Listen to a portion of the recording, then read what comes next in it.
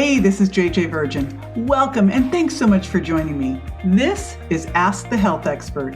Here I put the power of health in your hands and give you access to the top people in health and wellness. In each episode, I share safe ways to get healthy, lose weight, heal your gut, detox, and lots more. So if you want to get healthy and get off the dieting for life merry-go-round, I'll give you strategies that will help you look and feel better fast.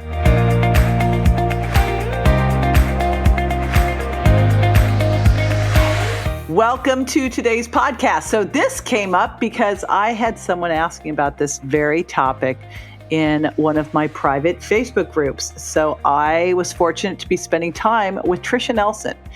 And I said, oh my gosh, I need to put you on the podcast, like immediately. So let me tell you a little bit about Tricia. You'll hear this whole story when we start to chat. You'll know what I'm talking about. So Tricia is an emotional eating expert. She is the author of the #1 best-selling book, Heal Your Hunger, 7 Simple Steps to End Emotional Eating Now.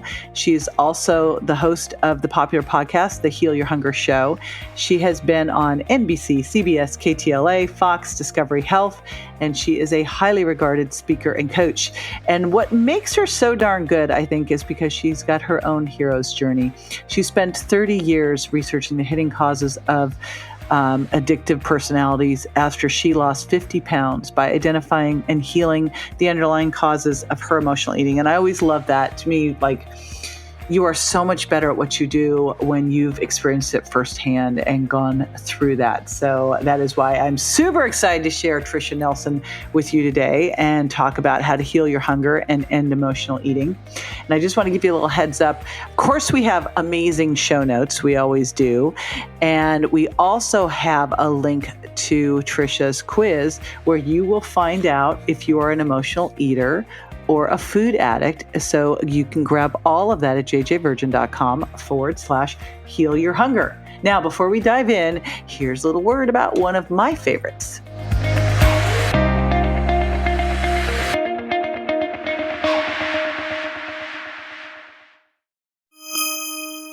Tricia Nelson, welcome to the show. I'm so glad you're here with me today. I am so happy to be here. Thanks for having me. Well, you know, we were just together and I had someone posting on my Facebook page. And for the listeners, I'll tell you what I saw. It was in my challenge that I'm doing, my free challenge to pull the 7 most likely food intolerances out of your diet. And a woman wrote a little post, and I'm just going to paraphrase it, but it was basically, you know, I'm supposed to go to a party. I don't fit into any of my clothes. So I'm sitting in the dark eating crackers. And, you know, help, what do I do? And I'm like going, Tricia! Tricia, we need you. I'm like, call Tricia. Is what you need to do. I know that woman. I know you do. I know many versions of her. And I have been her. Well, and that's why you're so darn good at what you do. So let's start with that. Let's start with where you were. What was your journey with emotional eating, and how'd you get here? Yeah, well, I did. I started really early on. I was totally obsessed with food. I love to eat. I love to cook food. I love to serve it. I love to eat it. Everything food I loved. And, you know, for so long, JJ, I thought it was just a love of mine, you know, and so when my family was going out to dinner, I'd have heart palpitations all day, getting excited about it. And, you know, any special outing we'd have that I knew I could eat a dessert. I mean, it was just really a big highlight for me. And I didn't really think there's a whole lot wrong with it. But what I didn't like and wasn't too happy about is the fact that I was fat. Okay. So I grew up with a weight problem. I was very, you know, people would call me roly-poly or pudgy or whatever. And my mom wanted me to, she wanted to buy this clothing line called Chubetsk, if you can even imagine. What? Can you even imagine what terrible branding that is?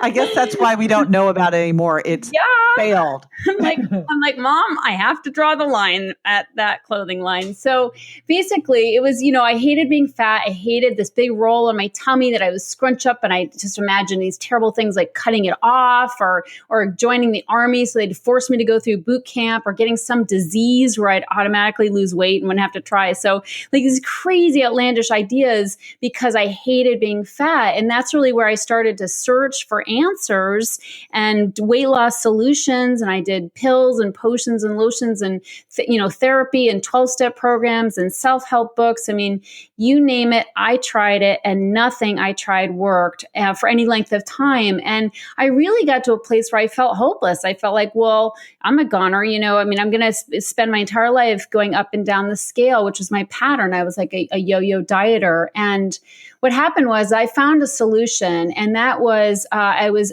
basically shown how to face and heal the underlying causes of my drive to eat. And this is what really, helped me turn the corner, is that I finally addressed emotional eating. And that, if I'm not emotional eating, I'm not, stuffing myself with ooey gooey chewy foods, and I'm not, eating at all times of the night. And that's what really changed everything for me. And it just began this whole new journey of healing that's been going on for close to 30 years now. And by the grace of God, I've been in a thin body ever since. I was 50 pounds overweight at one time, but now I can't imagine you that way at all. Yeah, I know. Thank goodness. Yeah, it's crazy. So you definitely can heal it. That's the good news. And, Absolutely. I look at, so there's emotional eaters, and where I was like telling you this the other day, and I'm just going to tell her to put the crackers down, which, and, there's food addicts. Like, how do you know whether this is your issue? Yeah, well, I think that it's, first of all, I do have a quiz, which I totally recommend to people, which literally... Yes, we will be giving this out for sure. So just so everybody knows, why don't you talk a little bit about the quiz? It's jjvirgin.com/heal your hunger. I was going to tell everyone at the end that they get it, but we'll let them know. Kitty's out of the bag. I want to tell them about it because this will actually help them identify like where they are in the spectrum, because it's basically a spectrum, whether you're an emotional eater or a food addict or somewhere in between. JJ, I feel like everybody's an emotional eater to some degree. I mean, I think we're just wired. I think God made us to like food and to have an emotional attachment to food. So, we have subsist, but some people take it too far. And so it's a spectrum, and it's just a matter of how far somebody goes with it. On the high end of the spectrum is food addiction. So yes, if they take the quiz, they'll get a personalized score to recognize where they are on that spectrum. And really then they know what to do about it. And so it's really important for people to realize that what they're looking for is consequences to their eating. So some people are naturally skinny. They've got the skinny gene and they don't get fat, but they're emotional eaters. Well, it may bother them and it may not, but some people, and for some do.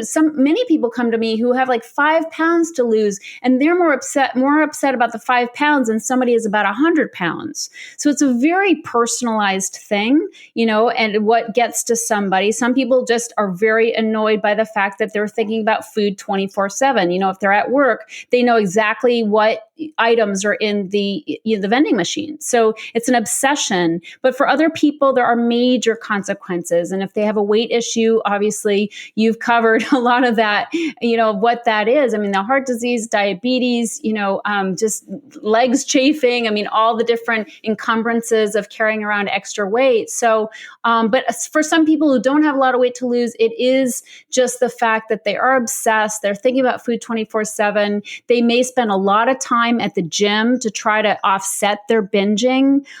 So there are many ways that one's eating behavior can affect their lives. And chances are, if somebody is really driven to eat, like they have that compulsion and that craving to overeat, and it drives them to the kitchen, even though it's not mealtime, chances are it's emotionally driven. And so I'd say that most people who are chronically struggling with food and weight are emotional eaters, at least, if not outright food addicts. So you talked a lot about emotional eating, but emotional eating, and then actual physical hunger. How do you know the difference? What I tell people, and for one thing, they are so similar. Like I myself get spoofed sometimes by, feeling like I'm really hungry, but I'm not. It's emotional hunger. And one of the things that can help people to really determine which is which is if they have a regular eating schedule. For instance, I recommend 3 meals a day and not eating in between, so that people can, not as a diet, but really as a way of getting more in touch with what their emotions emotions are and whether those are driving their hunger. And so, for instance, if I've eaten breakfast at 7 a.m., I'm going to be pretty hungry by 12. But if it's only, 9 o'clock in the morning and I'm just like talking myself into eating a pastry or something in the workroom at the work, I don't work in an office, but let's say you don't work in an office and you don't eat pastries. It was sort of a hypothetical that I was using myself for. But anyway, the point is, if I'm myself into eating at all and it's 9 o'clock in the morning, because I'm on a schedule of eating, I can talk to myself and say, now, Tricia, you're not really hungry. You had breakfast 2 hours ago. And it helps me like sort of realize that this is emotional hunger. And this is what I teach people, is that you have to get in touch with, what's going on inside. And oftentimes if I have a phone call to make, I'm nervous about, or some project that's big and luminous, it's a big project that I don't want to do. I'm going to start, thinking maybe it's time to eat. And I teach people that you have to really get in touch with that and see, hey, fear can mask itself as hunger very, very easily. And so it's really, I think people who are emotional eaters have such a knee-jerk reaction to emotions of any kind. It could be happy emotions, not just negative emotions. And they're just in that pattern of eating. And that's what we have to stop. And sometimes a regular schedule of eating can help you sort of realize in between meals, hey, these are just feelings. It's not real hunger. All right, this is huge. So there's one thing is that you have setting regular meal times. What are some other tactics? And I know you have your book, Heal Your Hunger, that has 7 simple steps to end emotional eating now, but give us a couple other things that someone listening right now who's kind of tortured, right? Can start putting into place to start building a framework to help them get through this. What I really want people to do is start their day getting centered, okay? Because this is so much of the time we are reacting to stress in our lives with eating, and just brings down your stress level. Like it kicks up your serotonin. We're so used to using food to medicate stress. And what I tell people is you have to start your day getting centered and especially emotional eaters are very often, we tend to be people pleasers. We tend to be reacting to life instead of responding to life. From outside stimuli is how we're kind of being directed. And so if somebody's spending time in the morning, it could be 10 minutes, it could be half an hour, it could be meditation, it could be prayer, it could be writing in your journal. If you're doing these things, one or some of these things, you're starting to get centered. And what's happening is it's something you develop, obviously, but you have to get in touch with who you are and what you think about things, how you feel about things. And you also have to start asking important questions. Where can I carve away stress from my life? And so these are things, they aren't immediate, but these are things that I recommend people do, is start, addressing that stress, because it's a major, if not the source, the number one source of emotional eating. So I think that's really important. And if somebody is in the moment having a craving or feeling like I've just got to eat, step away, take a time out, go for a 10-minute walk and start asking yourself these questions. What's really going on? Because it's vital to look at that. Cravings don't just happen in my experience. They're, 90% caused by emotions, or they're physical. If you have sugar in your body's craving more sugar, obviously, but it goes deeper than that. Generally, it's an emotional craving as well. And that's what you have to take a look at. So let's talk about diets, because we know that the failure rate of diets is just ridiculous out there. Why do you think that is? Why did 98% of all diets fail? My feeling, my experience with working with hundreds of clients is that people are addressing, they're trying to deal with the symptom and not the real problem. Overweight is a symptom of overeating, and overeating is a symptom of what's eating me. And so it's really vital that I start taking a look at that. And it's so seductive to think if I go on a diet, I'm just going to take care of this problem once and for all. And every, person with weight to lose dreams about being thin. I know I did. And it's like, if only I were thin, I'd be happy. Well, most people who've been on a diet have had the experience of, losing the weight and then realizing, oh my God, I do not feel happy, and this has not fixed every problem in my life. And It's such an illusion that it will. And so it's just so important that people realize that the weight is really covering up so many emotions. And when I lost weight, I mean, I had the experience of losing about 40 pounds and having that depression set in. I mean, first, when you're losing weight, it's very exciting. People are making comments. You look so great. You're buying new clothes. I mean, I was wearing like 3 new outfits a day. I was so crazed. And that's great for a while. And what that losing weight does is it replaces the overeating. And so you get a high from it, but that high wears off. And after a while, people stop commenting and your clothes are they're not new anymore.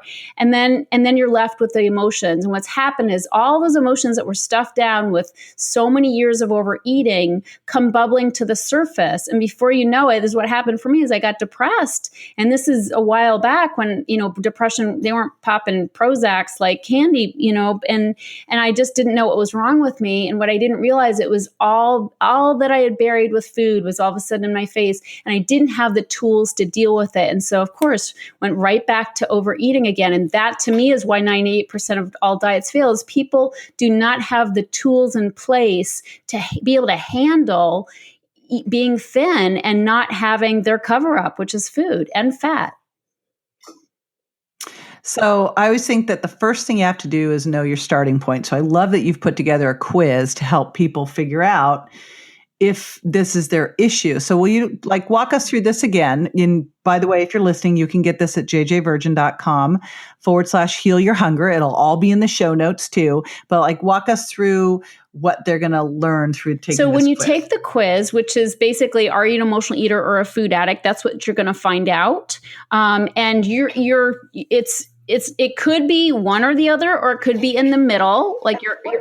And what's the difference? The difference is consequences. So if you have any ability to pull back, you've gained 5 pounds, you're like, oh, I don't like how my pants are fitting, I think I'm going to scale back. And you have the ability to scale back. You may be an emotional eater, but you're probably not a food addict because you have the ability to scale back. You have some level of control and self-monitoring. Whereas a food addict is somebody that once they start to eat or overeat or eat the ooey gooey chewy foods, they cannot stop. And it turns into this very ugly, violent binge, okay? Where they might even go out in the middle of the night. They might even risk their lives driving to, a drive-through in an unsafe part of town, or an all-night, restaurant or shopping center or whatever, literally to get their fix. And I've done this, and it's bad news bears. It lasts all night, and it could last for weeks, if not years. Somebody could be doing well for a while, and then they eat one thing off of their diet or off of their plan, and they could be all the way, going to the races and for who knows how long. So it's in the ability to pull back and have some level of control. And it's also the consequences. Does it affect your job? Does it affect your relationship? Does it affect your health? How bad and severe are the consequences? All right, perfect. So everyone, I want to encourage you to take this test, because then, knowing the information, then I know you have a process to be able to guide them through how to heal it. And I think that's the key thing, because it, feels like for a lot of people, and I know just coaching so many people in weight loss over the last 30 years, is you end up feeling like you're in prison. It's just, it's like a bad hobby that you can never get away from. And it's always on you in your thoughts. And so if we can help them break free, yay. So let's go over to you for a minute. What is one thing you do every day, Tricia, that you feel like makes a big difference in your life? I would say meditation, and I am like the world's worst meditator, just going to say, all right. So it's not like I levitate or chant or do anything like that, but I have a practice of sitting down and shutting up for about 20 minutes in the morning.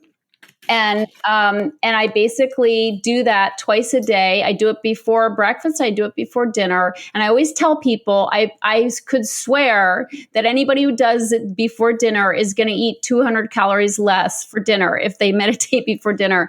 And even if somebody doesn't feel like they can meditate, you could just go to your bedroom and lie down for 10 minutes before dinner, just to stop that spin from the day. But that's what has made, I do many other things, JJ, but I will say that practice practice, everybody kind of knows meditation is a good thing, but for some reason I've been, thankfully been doing that for close to 30 years. And it's, I couldn't live without it. It's like oxygen for me. Excellent. Yeah, we hear that one. That's one of the most popular comments is meditation. So, and we're all big fans of my girlfriend, Emily Fletcher, here with her Ziva meditation. So shout out to her too. And I just want to thank you so much for sharing your wisdom with everybody. And again, I'm going to make that reminder. Take the quiz. Go to jjvirgin.com/heal your hunger. And Tricia, thank you so much for being here. Super appreciate you. This is the time where I answer a listener's question, and today's question is one that I got recently when I was giving a talk, and I was talking about the virgin diet and food intolerance. And this is one that I can almost guarantee. It's like every time I give a talk, I see the hand coming up in the audience. I'm like, I know what this person's going to ask. And sure enough, the question was, JJ, I know you want me to pull out gluten and dairy and soy and corn and eggs and peanuts and sugar and artificial sweeteners. Okay. I can totally do 6 of those. So if I pull out all 6, can I keep in the cheese? That was a heavy sigh if you couldn't hear it. Here's what I've seen about food intolerances is that those foods that you crave are the very foods that are hurting you. In fact, that is a sign of a hidden food intolerance. And the best way for you to visualize this is to think of yourself sitting on 7 tacks. How does your butt feel sitting on those 7 tacks? Not so bueno, right? So you get up and you say, okay, I'm going to take 6 tacks away and I'll just sit down on one of them. It'll be fine. No, I mean, come on. You listen to that, you go, oh, come on, JJ, that's ridiculous. Well, that's what it is when you don't pull out one of those foods. Now, we take you through this challenge in my free challenge at jjvirgin.com/challenge. We'll put that in the show notes. And we have you pull out 7 foods. And here's what I've learned. It's probably not all 7 foods, but it's the food that you don't want to give up that's always got the issue to it. And that's why I wanted to include this question in with the emotional or food addict part, because I think we really need to uncover if you've got an emotional issue around food. And then also when you go through the virgin diet, you can see, am I addicted to a food because of a hidden food intolerance? And that can help break you free of that, because the ultimate goal here, and you heard it in the interview today as well, is to not be imprisoned by food, to not think that your hobby is dieting. That is not a hobby. It's to really go through the healing process. So if you've got an emotional eating issue, if you've got a food addiction issue, let's figure out if it's food addiction, if it's a food intolerance. But take that quiz that Tricia so graciously provided. Take the quiz, figure out what's going on with you so that you can heal that and go out there and live that big life, not burdened by thinking about what you're going to be eating all the time, right? Got bigger, better things to be doing. Okay. This is the gratitude portion of the show. Every week I highlight a review of the week. Just so you know, I read all of these, and so does my team, and they make our week. And today's is from Susan Burlingame. It says, great stuff, 5 stars, excellent books, and great lifestyle podcasts. JJ Virgin's philosophy of health, fitness, and nutrition is spot on. Thank you, Susan. And thank you for all of you who've left these reviews. I really, really appreciate it. I know when people are out there going, what should I listen to? That they look, and these things matter. So if you've been listening and you go, gosh, I love this show. First of all, thank you. And second of all, could I just kind of beg, plead, and ask graciously and gratefully for you to leave a review? It helps a bunch. Thank you so much, and I will see you next week. Bye-bye.